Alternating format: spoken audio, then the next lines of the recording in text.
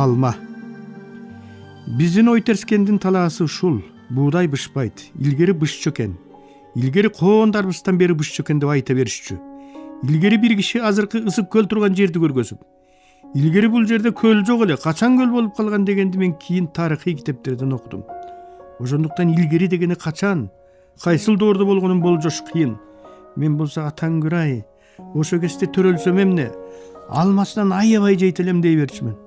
Анткени биздин ат башта алма деген такыр жок болчу.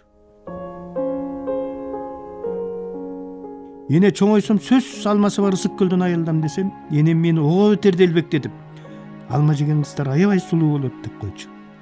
Мен дүйнөдө ысык көлдөн башка жерде алма өспөйт деп ойлочумун. Алма көрсөм чаң чуңуна карабай жейрилем. Кийин Зейнеге үйлөнгөнүмдө силер жакта алма өсөбү деп сурагам. Өсөт дегенден кийин ичимден рас болбоду, иши кылып алма өскөн жерден аял алдым. Кудайды алдаган жокмун деп тынчыгам. Бир жолу айылдан келген тууганыбыз 3 жашар кызым мага калтырып, Ош базарын аралап кетти. Эки орус кемпир эле айынан жыктап жанымдан кетпейт. Бир аз узай түшүп эле ээрчишип кайра келет. Дегенде бирдемелердин унутуп салып эстей албай аткан эмелер го деп ойлогом. Көрсө алар арчанын бүрүн оттогон бээнин кыпкысыл кымызын ичип, таптаса жайлоодо өскөн 3 жашар кыздын кыпкысыл болуп кантап турган эки бетине кызыгып, бул чын эле өзүнүн бетиби же боекпу? Колубуз менен бир кармап көрсөк болор бекен деп кайта келип, бирок айта албай аткан экен. Бир маалда чыдай албай кетип, "Можно потрогать руками" деп жиберишти. "Можно" дедим.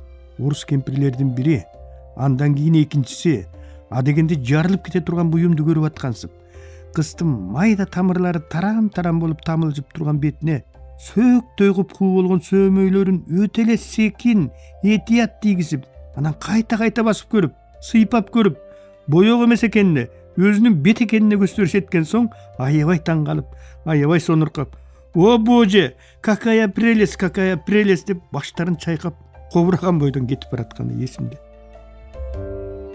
Түштө базардан келгенден кийин туугандарымдын ошол кызы үйдүн алдында шаардын сары чачтуу, куп-куу болгон кызы менен ойноп жатып уруша кетти. Орус" деди эки бети кыпкысыл болгон айылдык кыз. Коңшумдун кызы орус дегенге арданып кетти окшойт. "Мен алмалар менен ойнобойм" деп таарынып басып кетти. Мен алмадай бала кезимди эстедим. Баса ошондогу мандалактай татына бети менен өмүрү жайлоо көрбөгөн орус кемпирлерин таң калтырган ошол кыз азыр Бишкектин Кызыл Аскеринде башка бир орус кемпирдин квартиринде жашайт. Азыр баягы алмадай беттин күн тамган нурунун бири да жок.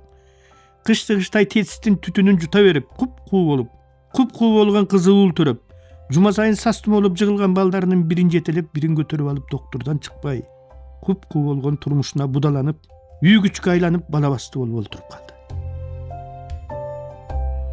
Мына бул асфальт жолдун эки жээгин бербей, токой болуп өсүп турган теректердин мастергесинде атам тиктиргенин энем ыраматылык аркы терк өткөн сайын эсиме тынбай салып турар эле. Кезде айылгычтактарга ат башынын биз жак өйүсүнөн автобус деген каттачу эмес. Кийин ошол Бишкек Торгарт жолу аркылуу пограничник айылына автобус менен баратканыбызда, Деунун кире беришиндеги теректердин тушуна келгенде энем күбүрөнүп, ичинен Куран окуп, бетине колдорун жайып, мен да бата кылып өтчүмүн. "Атама Куран окудуң бене" десем, "Атаң менен арбактарга, анан Ыстакен менен Борошул катап Куран окудум балам" деп койчу. Буларды мен биздин туугандырго деп ойлоп сурачу деле эмесмин. Көрсө Ыстакеси Сталин, Борошулу Борошилов экен. Бир кезде боор токтоп жатып алып 10-чы чырактын жарыгында сабак жазган. Башымдын көлөкөсү дубал менен бир болуп шыптын жарымын ээлеп, мен Манастын башы мындан да чоң болсо керек деп Манастын сүрөтүн тарткан үй, Токонбаевдин күүнүн сырын, Баялиновдун Курман жылгасы менен Жантөшевдин Каныбегин окуп берип, энем экөөбүз кожурашып куурма чай ичкен үй, деги эле ошол энем экөөбүз жашаган үйлөрдүн баары бизге ылым санаган адамдардын жетим кемпир менен жетим бала башбаанек кыла турсун деп кийирип койгон башка бирөөлөрдүн үй экенин ойлогондо ичим туз куйгандай ачышып, өзүбүздүн үйүбүз жоктугуна арданчумун.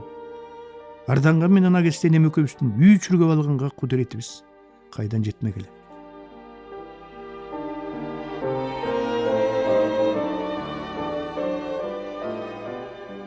Ошентип үйү жок чоңойдум. Атамдан ал тиктирген теректер анан мен гана калдым. Менден эмне кылар экен? Атбашы дайрасындагы көпүрөнүн эскиси бузулуп жаңысына алмашты. Аны менен муун да алмашты. Атабыздын аталары курган көпүрө 50-жылдарга чейин жашап, андан кийинки көпүрөнү ата мекендик улуу согуштан өлбөй кайтып келген дүйшөлөр салды. Атам ошондо 31 жаштагы жигит экен. Анан алардын көпүрөсү да эскирип, жыртылып, көтөрүшүгүн көтөрүп бүтүп, 90-жылдары жаңысына жол бошотту. Ошентип ар бир муун өз көпүрөсүн салып жүрүп олтурарын. Ар бир муун Бишкек Торугарт жолундагы жүк тарткан машиналарга окшоп, күн түн дебей өз көпүрөсү менен өмүрдөн өтүп жүрүп олтурарын ойлодум. Энем сенден улуусун Мостубек деп орустар койгон. Ошол мосту менен сенден кийинки Шаршембе көкө ажалга жетпегилер ажалга жетелекле жайрап калышпадыбы? Жок дегенде экөөнүн бири тирүү болгондо сага аркы бел болбойт беле? Эми Кудай кылса кубарыңдын чокусу барбы балам? Таалайыңа жазганды көрөрсүң. Айлабыз канча, андан көрө өмүрүңдү дилейли дечи. Мен 7 айымда ара төрөлүпмүн. Кудай бул үй бүлөнүн алтысан аман, дени карды сопсо туулган эки эркек баласынын бирин ымыркайында, бирин 8 айында алып кетип, араңжан төрөлгөн мени калтырганы тагдырдын жөн тамашасы болбосо керек. Балким бул үй бүлөнүн укум тукуму бир кезде Кудайга күнөө кылып, кимдир бирөөнүн каргышына калып, ошол күнөөсүнөн убагында арылып ала албай, улам кийинкилерине оошуп олтуруп, акыры биске да жетип, анан атам менен бир туугандарымды алып кетип, качан болсо жараткандын көз алдында жүргөн пенделердин бири болгондуктан, курган энемди мени менен жалгыз калтырып сынаган чыгар. Каргыш деген адамдын 7 муунуна чейин жетип токтойт деп айтышат эмеспи? Энем кайсыл бир күндөр жууркан төшөнчү жыйылган тактанын алдынан жаман сандыгын сууруп чыгып, атамдын, Ормакемдин аскерден түшкөн сүрөттөрүн бир сыйрадан көрүп, каттарын бир сыйрадан окутуп угуп, анан бүктөөсүнөн жаспай, өтө эле этият бүктөп, оозуна, маңдайына тийгизип алып кайра катаар эле. Кийин үйдөн үйгө көчкөндө жоголдубу? Же эмне болду билбейм, ошол сүрөттөрдү да, каттарды да, энемди да жоготуп, акырында ушаланган кагаздай уйпаланып, өр турган жалбырактай тыбырап кала бердим. Бирок көзүмдө калган бир сүрөт бар. Сүрөттөгү китил кийген, көрпө тебетейчен кара мурут атам. Жанындагы ак жоолугун астына байланган алма жүз келин апам. Экөөнүн ортосундагы атасы ултарып берген өтүктү коңултак кийип олтурган, көйнөгүмөн бөлөк эчтемкем жок 2,5 жаштагы бала мен. Азыр менде ушулардын элесинен башка эч нерсе калган жок. Мен кетери менен албай куштарымдын да бул жарык дүйнөдө элеси калбайт. Алардын элесин неберелерине калтыра албай кетип баратканымды Кудай кечирер бекен. Бардык эле балдарга окшоп мен дагы атам жөнүндө жакшы сөздөрдү көбүрөөк уксам дечүмүн. О дүйшө мурунданган садага кетейин дешчү. Атаң чарчы бойлуу, сак окшош жакшы азамат эле дешчү.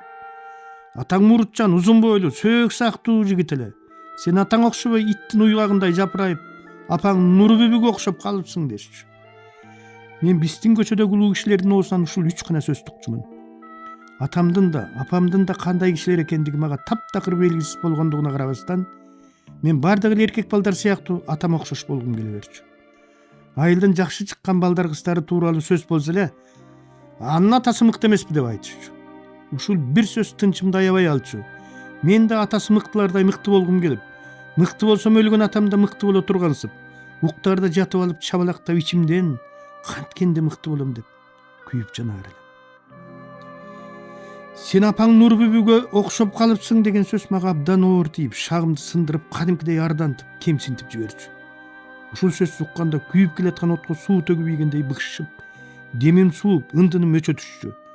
Анын үстүнө мен эң жакын адамдарымдын оозунан Нурбүбү кара жерге кирсин, ал сени тууп салып таштап кеткен деген сөздү көбүрөөк уга берип, уккандарыма ишене берип, апам окшомок турсун көргүм келбей, ага болгон көкүрөктөгү жек көрүүм өзүнөн өзү эле күчөп алган кез эле. 18 жашынан согушка кетип, андан келип көз өткөнгө дейре Деуда иштеп, көбүнчө тууган уругунан чет жакта жүргөн дүйшөнүн ким экенин агесте айылдагылар деле жакшы билбесе керек. Өтүктү мыкты тарып, жыгач устачылык кылган менен өз турмушун ойлогондун ордуна кайын журтунун тамын салып жүрө берип, өзүнө там салып алганга чолоосу тийбегенин кийин энем экөөбүз ээрчишип алып, көрүнгөндүн тамында көчүп жүргөн кезде угуп, ушундай кантип ата болсун деп арданып, ызалангам.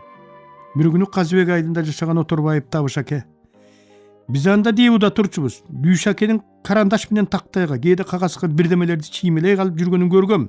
Bir jol at başydan biröwlörüň üýüne girip baratyp, kalgasyna birdemelerdi jaza salyp, janyndagy Nurbübeje kıtkılıktap gülüp kaldı. Alar girip ketkenden keyin emnege gülüştü boldu eken dep kızıgıp karasam ır eken. Anda bala kesim emne dep жазганын деле түшүнбөпмүн деп айтып берген эле. Алы Токонбаев, Алыкул Осмонов дегендер дүйнөдө теңдеши жок ийик кишилер болуп сезилгендиктен атам ыр жасып калгай эле деп ичимден канчалык тиленгеним менен анымды айныгыс кылып далилдей турган бир дагы динчек таба албай шагым жаман сынган. Апасын тартса керек, жеңем ырчы эмес беле деген айылдагылардын сөздөрүн атамдын бир тууган карындашы чөтежем укмак тургай жанына жакын жуутчу демес. Ансаң эле так секирип, Нурбүбү балайын ыр жасабы, байкем жасчу, байкем баш көтөрбөй эле китеп окуй берчү. Сен байкемди тартып ыр жасып калгансың деп күйүп бышып. Апама ыр жасканды ыраа көрбөй, атам ыр жаспаганда мен такыр ыр жаспай калмагыма аябай ишендиргиси келип, мен да чын эле Нурбүбү кантип ыр жассын, баласын бакпай таштап кеткенде ыр жасмак беле, атам жасат да деп. Атамдын атын уккан сайын сүйүнүп, канат байлап шерденгеним менен кийин энемдин да, тукан эжемдин да, атамды баарыбыздан жакшы билген, дос болуп жүрүп согушка чогуу кетип чогуу келген жестемдин доосунан атамдын ыр жасканын уга албай жан дүйнөм кыйрап жаман болгон. Ошентип 53-жылы күтүүсүз ооруп жыгылган атама доктурдан даба болбой, бир үй бүлөнүн алакандай асманы кулап түшүп, эмне кылар айласын таба албай, балык тиктетиш керек, балык тиктетсе кара сарык балыкка өтүп кетип айыгат дегенди угуп, ат башынын дайрасынан балык кармап келип, тирүүлөй балык тиктетип, анын да шыпасы тийбей, туйлап атып балык өлүп, балык окшоп туйлап атып атам өлүп. Энем дебуну биротоло таштап, үркөрдөй үй бүлөсү мени, чөтежемди, жесир калган апамды кайгы муңу менен арабага жүктүп алып, үйүстөгү кайыңды тоолорунун этегиндеги ойтерскен деген айылга, атамдын тууган уругуна биротоло көчүрүп кетет. Биз ошондо Абдырал атанын эски табына барып кириппиз.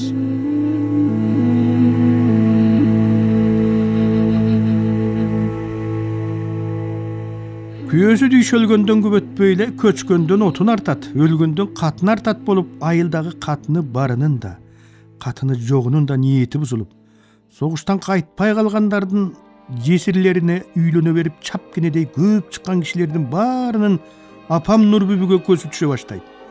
Өлүмдүн ыйык ургап, өксүгү сууп калган кезде кеп сөз айттыргандар көбөйөт. Айласы кеткен энем өлөр дүйшө өлдү, үй менен тирилсе кемгиче тирилтип алат элек. Мен Кудайдын башка салганын көрөрмүн, анысы да көрүп келатам. Сен жашсың, ичээр сууң, көрөргүнүң али алдыда. Жанымда жүрүп кор болгонуңду көзүм менен көрүп кантип чыдайын балам. Эмне болсоң да өз төркүнүң менен бол. Бар аманатым баланы жакшы бак. Боюңдагыны аман эсен төрөп алсаң кийин өстөрү табышып алар. Өлбөсөм бир күнү барармын деп. Күйөөсүнөн 23 жашында жесир калган кара чечекей келинин бизден 3 айлары турган Казбек айылындагы төркүндөрүнө жеткирет.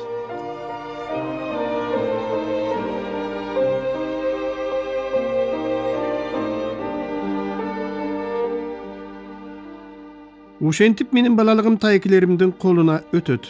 Бирок чоң энем мага жайгыш дебей каттап, өзүн да унуттурбай, мени да унутпай тынбай келип кетип жүрдү. Андагы пограничник азыркы Казбек айылы агесте Каракыштак жана Аккыштак деген өйүс-бүйүс эки айылдан турчу.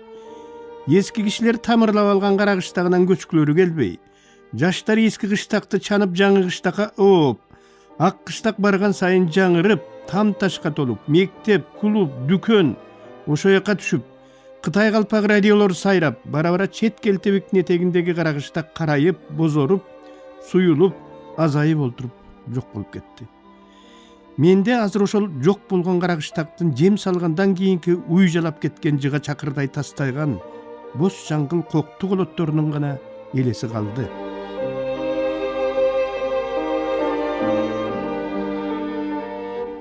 Агестеги үйлөрдүн баары кыбыр эткендеринен бери алдагайдан көрүнүп, ачык, жайдак ээн жатаар эле. Алардын бири-биринен жашыра турган тырнактын агындай да эч нерсеси, артык баш дүнүйөлөрү жок болчу. Ач көстүк дегенди жомоктордон укчу элек. Баары бири-бирине окшоп жупуну, баары бири-бирине окшоп күйүмдүү, боору кереле. Же ушинтип баарынын тагдыры, жашоо турмушу бирдей болгон кезде адамдарда бири-бирине күйүмдүү, бири-бирине боору кер болуп калабы, ким билсин. Азыркы үйлөр түрмөгө окшош. 4 тарабы курчалган короо, брондолгон дарбаза, киши бойлогус дубал, дубалдын жону менен ток кармап алып чуркап жүргөн тикенек зымдар, тышында өткөн кеткенди каттап турган көзү бар аппараттар, ичинде чынжырын чечип ийсе жарып жибергенден кайра тартпаган тай турпоктой иттер. Бүгүн ошол кездеги дубалы жок, дарбазасы жок, кайтарган кулпусу жок, бирок бири-бирине карамдуу, бири-бирине күйүмдүү, буурукер, ыймандуу карагыштактын элесин эңсеп, сагынып таппай келем.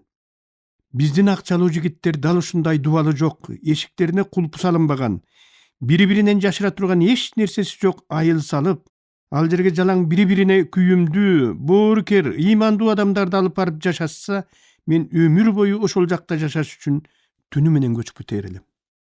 Казыбек айылындагы мени анча билбегендер таятасынын атына катталып алган тура деп ойлошу да мүмкүн. Менин таятамдын аты да Дүйшө болсо, өз атамдын аты да Дүйшө.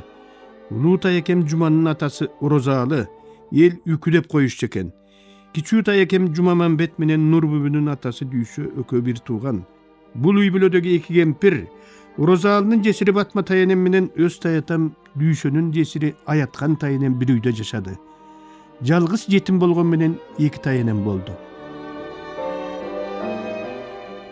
Батма таянем ар бир кыбыр эткен кыймылы, ар бир аракети, жасаган иши менен жакшы киши кандай болоорун өзүнүн жүрүм туруму аркылуу далилдеп тургансыган. Басса турса эле жалынып жалбарына берген баласаак, балдарын жумшап коюп кайра алардан мурда өзү тура чуркаган. Алакандагы жаргылчактын ташына окшоп айланып тегерене берген элпек, жапакеч, чүкөдөй кемпир болсо, өз таянем Аяткан тетрисинче олбурулуу, тегирмендин ташына окшоп ордунан оңой менен козголбогон. Козголсо ополтоо козголгондой ой чуңкурду кошо козгогон. Баланы обужок эркелете бергенди сүйбөгөн, сүрдүү, өкүм, катаал, албеттүү кемпир катары эсимде калды. Эки кемпирдин мамилеси жатындаш, эже сиңдилердин мамилесинен да ынак эле.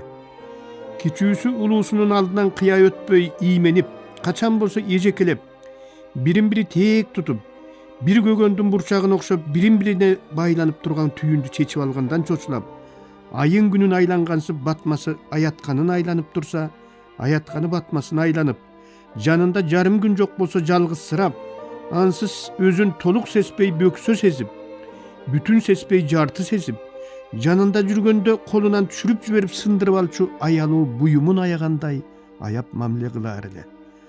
Тамак алдына келгенде да Аяткан тайынем, «Ой, кое тургула, Батма апаңар келсин, чогуус диеди» деп бышкан тамакка кол салдырбай, бүтүндөй үй бүлөсүн батасы менен кармап турчу. Тайынем Аяткандын эркек балага караганда кыз балага мамилеси катаал болчу.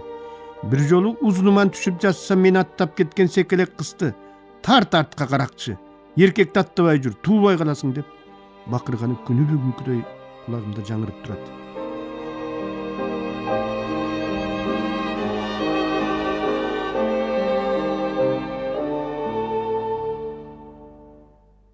Сиздер, урматтуу радио угуучулар, Кыргыз Республикасынын эл акыны, Токтогул атындагы мамлекеттик сыйлыктын лауреаты Шайлообек Дүйшеевдин «Агындылар» аттуу китебинен автордун көркөм окуусунда улантып уктуңуздар.